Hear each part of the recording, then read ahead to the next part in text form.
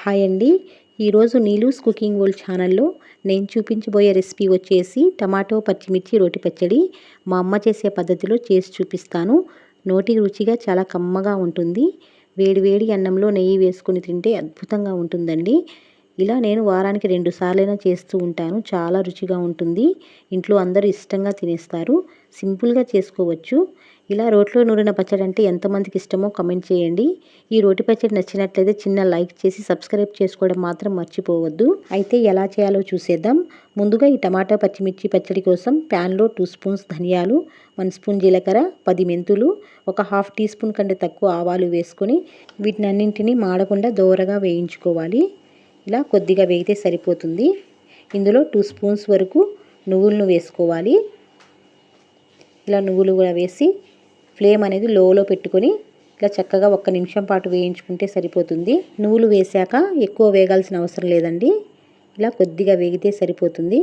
చూడండి, ఇలా వేగిన తర్వాత స్టవ్ ఆఫ్ చేసుకొని వీటిని ఒక ప్లేట్లో తీసుకొని చల్లారబెట్టుకోవాలి. ఇప్పుడు అదే ప్యాన్లో 1 టేబుల్ స్పూన్ వరకు ఆయిల్ వేసి ఒక 20 పచ్చిమిర్చిని ఇలా తుంచి వేసుకోవాలి. ఇలా పచ్చిమిర్చి ఇలా తుంచి వేయడం వల్ల పేలకుండా చక్కగా వేగుతాయి. ఇలా 1 నిమిషం పాటు ఇలా వేగిన తర్వాత ఒక 2 రెమ్మల కరివేపాకును కూడా ఇలా వేసుకోవాలి. పచ్చిమిర్చి పచ్చళ్ళు కరివేపాకు ఫ్లేవర్ అనేది చాలా బాగుంటుంది. కరివేపాకు కూడా పచ్చివాసన పోయేంత వరకు ఇలా వేయించుకొని ఇందులో ఒక 1/4 కిలో వరకు టమాటాలని, ఒక టమాటాని ఇలా 4 భాగాలుగా కట్ చేసి ఈ పచ్చిమిర్చిలో వేసుకోవాలి. అలాగే ఇందులో ఒక హాఫ్ స్పూన్ వరకు కల్లుప్పును వేసి అంతా కలిసేలా ఇలా మిక్స్ చేసుకోవాలి. ఉప్పు అనేది సరిపోకపోతే నూరుకునేటప్పుడు చూసుకొని వేసుకోవచ్చు. చూడండి, ఇలా మధ్య మధ్యలో కలుపుకుంటూ మగ్గించుకోవాలి. టమాటాలు అనేవి పూర్తిగా మగ్గేంత వరకు మగ్గించుకోవాలండి. ఇందులో కొద్దిగా చింతపండు కూడా వేసి ఇలా అంతా కలుపుకోవాలి. టమాటాలు ఇలా పండినవి అయితే బాగుంటాయండి. ఇలా పండిన టమాటాలు వేసి పచ్చడి చేసుకోవడం వల్ల రుచి చాలా బాగుంటుంది. ఇలా మొత్తం ఒకసారి కలుపుకొని టమాటా ముక్కలు అనేవి ఇలా మెత్తగా మగ్గాలండి. మధ్య మధ్యలో కలుపుకుంటూ మూత తీసి కలుపుకుంటూ వేయించుకోవాలి. లాస్ట్లో కొద్దిగా కొత్తిమీర కూడా వేసి ఇలా వేయించుకొని స్టవ్ ఆఫ్ చేసుకోవాలండి. చూడండి, ఇలా వేగితే సరిపోతుంది. ఇప్పుడు రోట్లో పచ్చడి నూరుకుందాం పదండి. ముందుగా ఇలా రోల్ని శుభ్రంగా కడిగి ముందుగానే వేయించుకున్న ధనియాలు, జీలకర్ర, నువ్వులు ఉన్నాయి కదా, వాటిని మెత్తగా దంచుకోవాలి. చూడండి, ఇలా మెత్తగా దంచుకోవాలి. ఒకవేళ మీ దగ్గర మీ రోల్ లేకపోతే మిక్సీలో అయినా మెత్తగా గ్రైండ్ చేసుకోవచ్చండి. ఈ విధంగా ఇలా నలిగితే సరిపోతుంది. ఇప్పుడు ఇందులో పచ్చిమిర్చి వరకే వేసుకోవాలండి. టమాటాలు సపరేట్ చేసుకొని పచ్చిమిర్చి, చింతపండు వరకు వేసుకొని ఇలా చక్కగా నూరుకోవాలండి. మీరు ఒకవేళ మిక్సీ జార్లో వేసుకోవాలనుకున్న సేమ్ ప్రాసెస్లో గ్రైండ్ చేసుకోండి, సరిపోతుంది. ఇలా పచ్చిమిర్చి బాగా దంచుకున్న తర్వాత టమాటాల పేస్ట్ కూడా వేసుకొని ఇలా చక్కగా రుబ్బుకోవాలండి. ఇలా దంచుకున్నప్పుడే 4-5 వెల్లుల్లిపాయల రెబ్బల్ని కూడా వేసి దంచండి.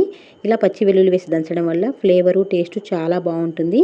ఇలా పచ్చడి మొత్తం నలిగిన తర్వాత లాస్ట్లో కొద్దిగా ఉప్పు సరి చూసుకోండి. ఉప్పు కొంచెం తగ్గినట్లుంటే కొద్దిగా ఉప్పు అనేది వేసి ఒక మీడియం సైజ్ ఉల్లిపాయని ఇలా కట్ చేసి వేసుకొని ఇలా కచ్చా పచ్చాగా దంచుకోవాలండి.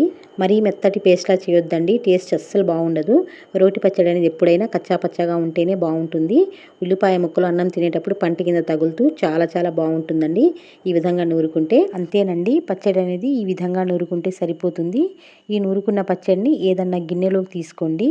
దీన్ని మళ్ళీ తాలింపు ఏం అవసరం లేదండి. డైరెక్ట్గా ఇదే విధంగా వేడి వేడి అన్నం వండుకొని అన్నంలో కొద్దిగా నెయ్యి వేసుకొని తిని చూడండి, అమృతమేనండి, అంత బాగుంటుంది.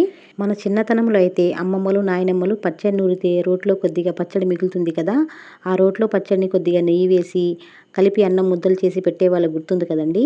అవన్నీ స్వీట్ మెమరీస్. ఇప్పుడు పిల్లలకు చాలా వరకు తెలియదండి. ఒకసారి ఇలా మీ పిల్లలకు కూడా చేసి పెట్టండి, చాలా ఎంజాయ్ చేస్తూ తినేస్తారు.